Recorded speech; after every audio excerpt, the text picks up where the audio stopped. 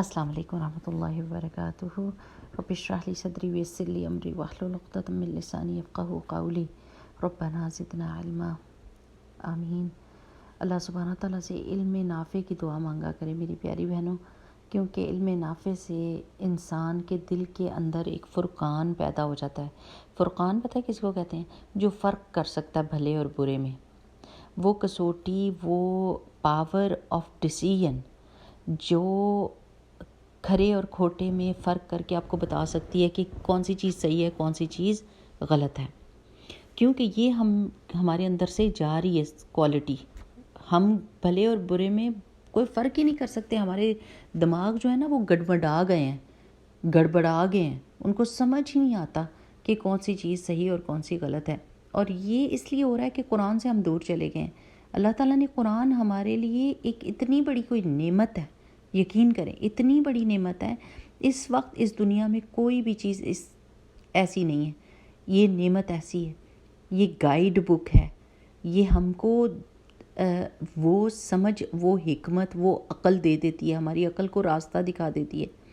اب یہ جو پاکستان میں ہو رہا ہے نا ویمنز ڈے کے نام کے اوپر، اس کے اوپر تو ضروری میں کچھ نہ کچھ بولوں گی، کیونکہ مجھے یہ پتہ ہے کہ ہماری عورتیں بہت معصوم ہیں، بہت معصوم ہے، اس سینس میں کہ کوئی بھی اٹھ کے ان کو ایک سلوگن دیتا ہے اور بھلے یہ نہیں سوچتی کہ اس سلوگن کے پیچھے ان کی اور کون سی بری نیتیں چھپی ہوئی ہیں۔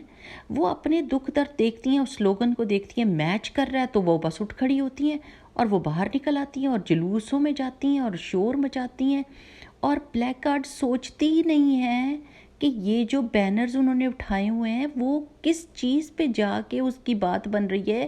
یہ تو دنیا کے حق تو ان کو مل نہیں رہی ہے، تو دین ایمان سے بھی جائیں گی خدا نخواستہ۔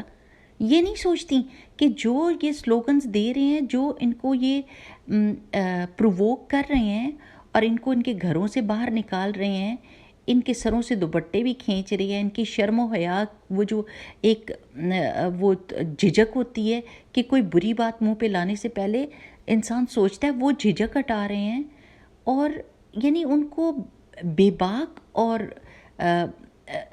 کچھ اور راستے پر لے کر جا رہے ہیں۔ سمجھ نہیں آتا کہ کیوں عقل اس چیز میں کام نہیں کرتی۔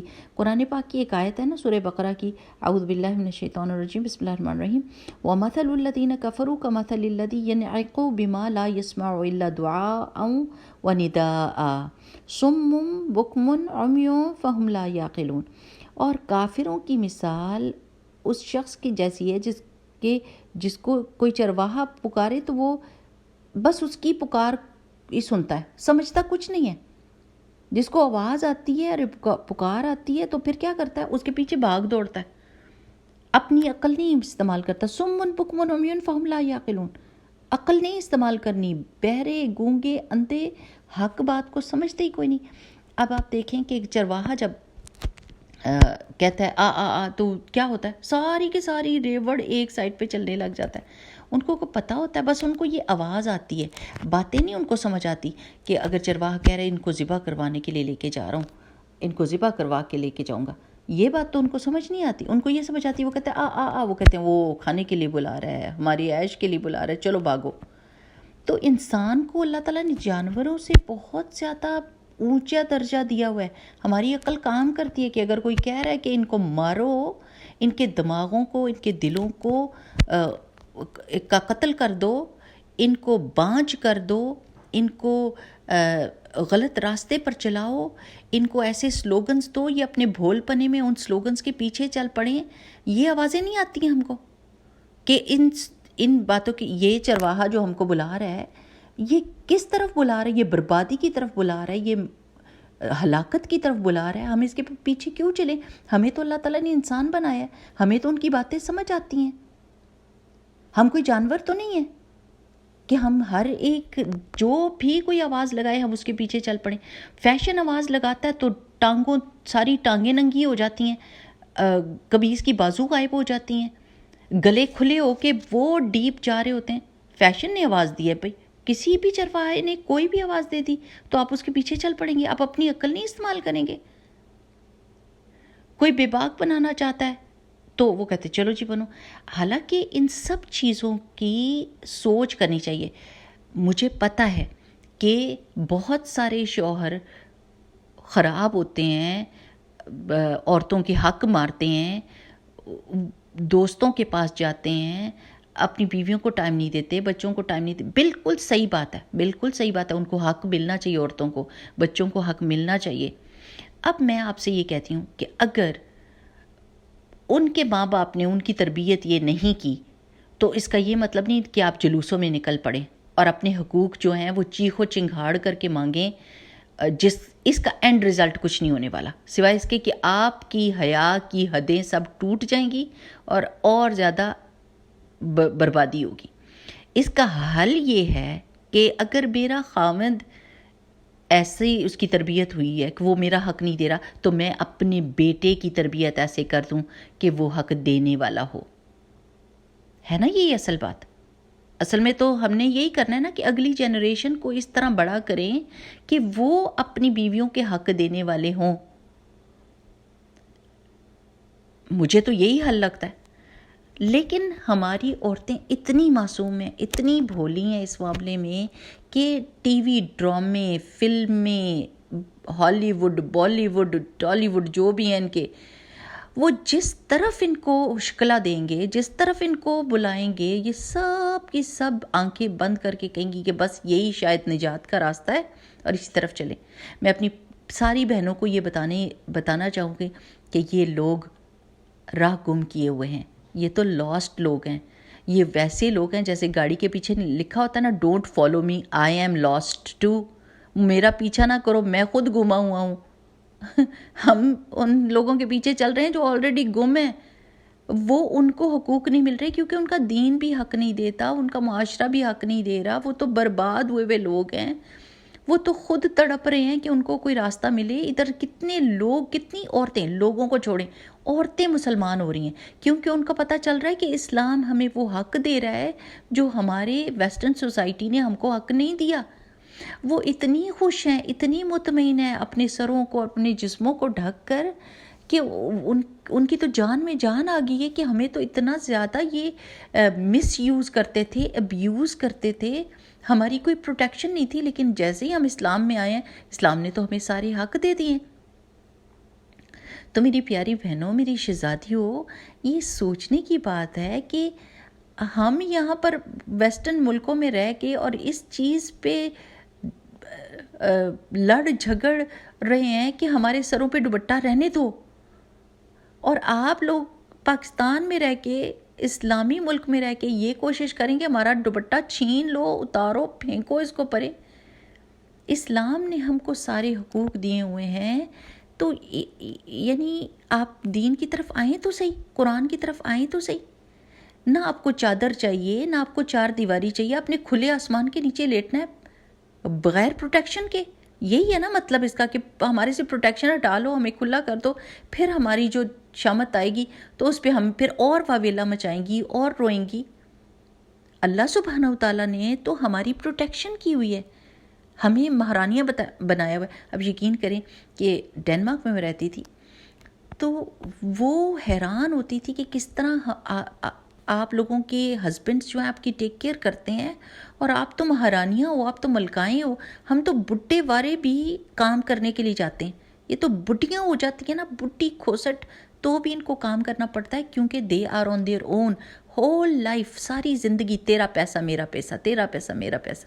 یہ چائے کی پیالی آئی ہے، اس میں تم اپنے پیسے دو، میں اپنے پیسے دیتی ہوں. یہ کھانا آیا ہے، اس میں تم اپنے پیسے دو، میں ساری زندگی یہ کرتی رہتی ہیں. تو آخر زندگی بھی ان کی ایسی گزرتی ہے. اللہ تعالیٰ نے ہمیں تو یہ سسٹم دیا ہوا ہے جس میں الرجال کو قوامون بنایا ہوا ہے کہ قوام بناؤ. وہ ہیں آپ کی پروٹیکشن بھی کریں گے، آپ کا بوجھ بھی اٹھائیں گے، آپ کے لیے کمائی بھی کریں گے، آپ کے ناز بھی اٹھائیں گے.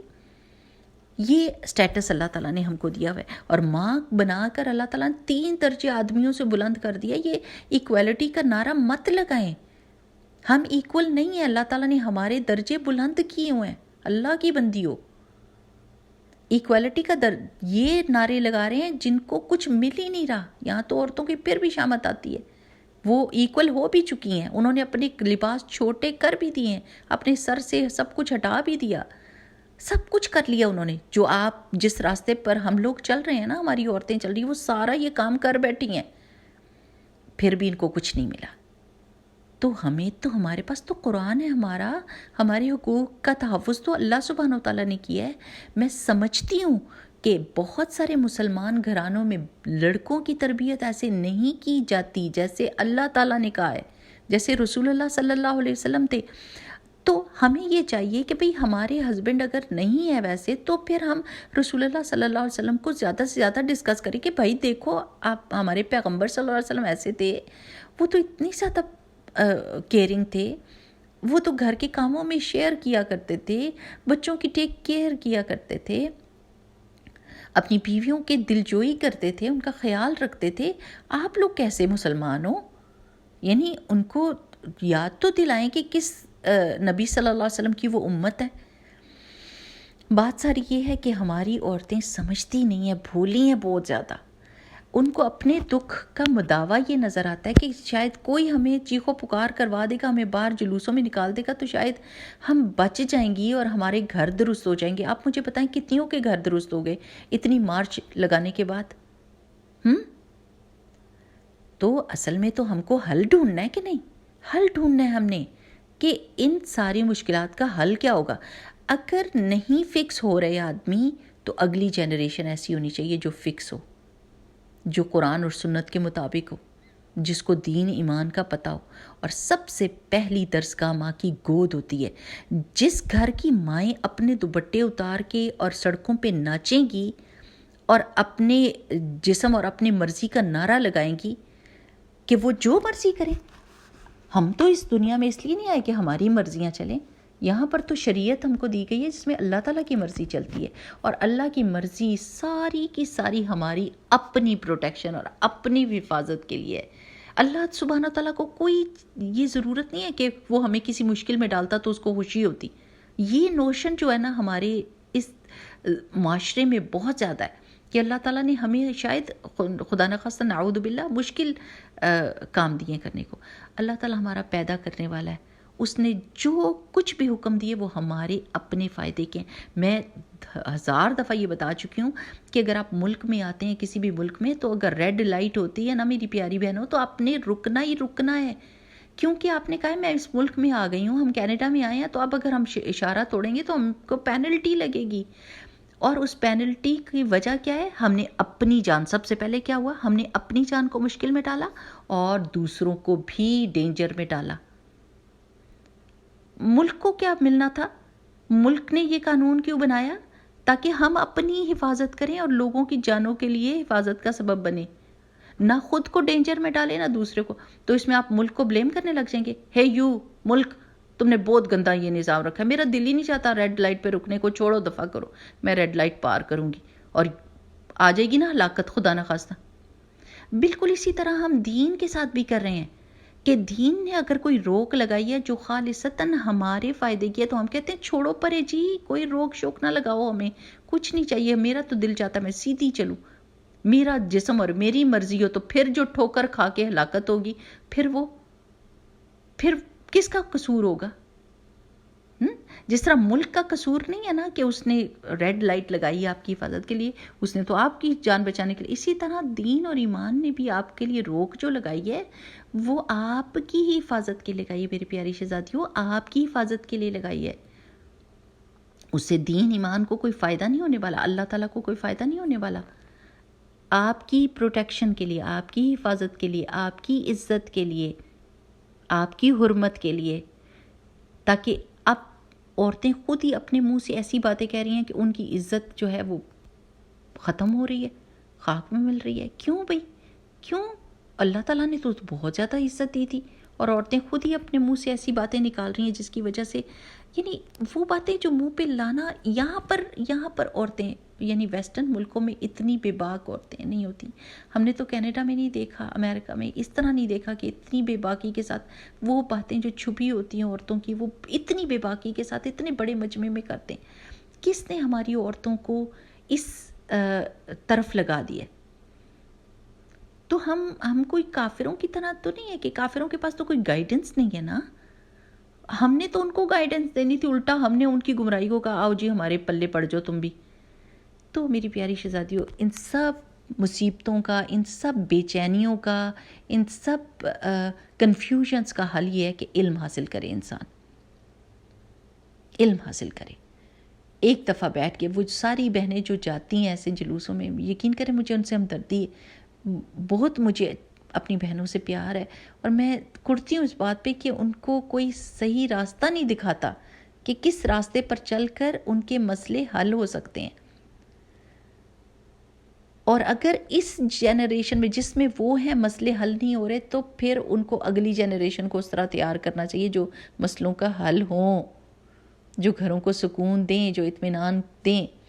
اگر آج کی ماں اپنے بچے کو چھوڑ کر اور اس کا دل ہے کہ بچوں کی حفاظت میں نے نہیں کرنی، میں نے کوئی کام نہیں کرنا دنیا کا، مجھے نکالو باہر، میں جاؤں، میں کام کروں، تو پھر اگلی جنریشن اس سے بھی بدتر ہوگی، جیسے ان کے ہسبینڈ ہیں اس سے بھی بدتر خدا نخواستہ ہوگی. سو بہتر یہی ہے کہ مائیں اپنے کام سنبھالیں. ابھی کسی کی میں نے بات سنی، کتنا لمبا ہو گیا، پر اینی ویز وہ کسی کی بات میں نے سنی کہ ایک عورت کہہ رہی تھی کہ مجھے تو یہ جاب ہے میری کہ میں گھر میں جو ہے نا بچوں کو سنبھالتی ہوں اور کھانے پکاتی ہوں اور یہ کرتی ہوں، مجھے پیسے ملنے چاہیے جیسے نینی کو کسی کو ملتے تو مجھے بھی ملنے چاہیے. دوسری عورت نے کہا، دوسری عورت مجھے نہیں لگتا کہ مسلمان تھی، لیکن اس نے کہا کہ میں اپنے فیملی لائف کو پیسوں میں تو نہیں تولوں گی، میں تو کبھی اس کو نوٹوں میں نہیں تولوں گی. یہ تو میری خوشی ہے، میرا ہسبینڈ کماتا ہے، میں اپنے بچوں کی حفاظت، وہ اپنا کام کر رہا ہے، میں اپنا کام کر رہا ہوں. دس از فیملی لائف. یہ ہم پیسوں کے ساتھ تول تو نہیں سکتے. بالکل سچی بات کہی ہے. ایک سکون والی زندگی وہی ہوتی ہے جس میں مرد اپنا کام کر رہا ہو، عورت اپنی کام کر رہی ہو، اور گھر خوبصورتی سے چلے، بچے اچھے سے پلیں، اور پھر وہ ہمارے لیے صدقہ جاریہ بنے. ہمارا تو گول ہی کچھ اور ہے، لیکن یہ لوگ ہمیں گول کچھ اور دینا چاہتے ہیں، کیونکہ ان کو پتہ ہے کہ اگر ہم نے، اور اسپیشلی محمد رسول اللہ صلی اللہ علیہ وسلم سے اگر یہ ان کے بارے میں کنفیوژنس کریٹ کرتے ہیں تو دین پورے کا پورا ڈوبتا ہے. اور ان کو یہ بات پتہ ہے، ان کو یہ پتہ ہے کہ ہم جب تک ان کے نبی صلی اللہ علیہ وسلم ان کے لیے گائیڈنس کے رول ماڈل ہے نا، تب تک ہم ان کو بھٹکا نہیں سکتے. لیکن ان کے بارے میں اگر ہم وہ کنفیوژنس جو ان کے دلوں میں ہے یہ ہمارے دلوں میں ڈالیں گے تو پھر ان کو کامیابی ہوگی. تو یہ جان لیں کہ سیرہ ایک دفعہ شروع سے آخر تک پڑھ لیں. ہم نے اپنا یقین ان لوگوں کے بے یقین اور کافروں کے دلوں میں اپنا یقین ڈالنا ہے کہ ہمیں یقین ہے کہ یہ اللہ تعالیٰ کے رسول صلی اللہ علیہ وسلم اور یہ قیامت تک کے لوگوں، آنے والے لوگوں کے لیے جو ہے نا راہ ہدایت دکھانے والے، بجائے اس کے کہ ان کی کنفیوژنز اپنے دلوں میں ڈال لیں. میری پیاری بہنوں، بہت سخت ضرورت ہے کہ ہم سب مل کر یہ کام کریں کہ قرآن اور سنت رسول صلی اللہ علیہ وسلم کو پھیلائیں. اس دفعہ کا دورہ قرآن ضرور اٹینڈ کریں، جہاں پر بھی ایک دورہ قرآن پکڑ لیں اور اچھے طریقے سے پورا کا پورا سنیں، کوئی بھی اپنا جو ہے نا وہ درس مس نہ کریں. اور آپ دیکھیں گے آپ کے کتنے سارے مسئلے اسی میں حل ہو جائیں گے، ان سب عورتوں کی جو سڑکوں پہ تھیں، انشاءاللہ باذن اللہ. سبحانک اللہم و بحمدک، نشہد ان لا الہ الا انت، نستغفرک و نتوب الیک. السلام علیکم ورحمۃ اللہ وبرکاتہ.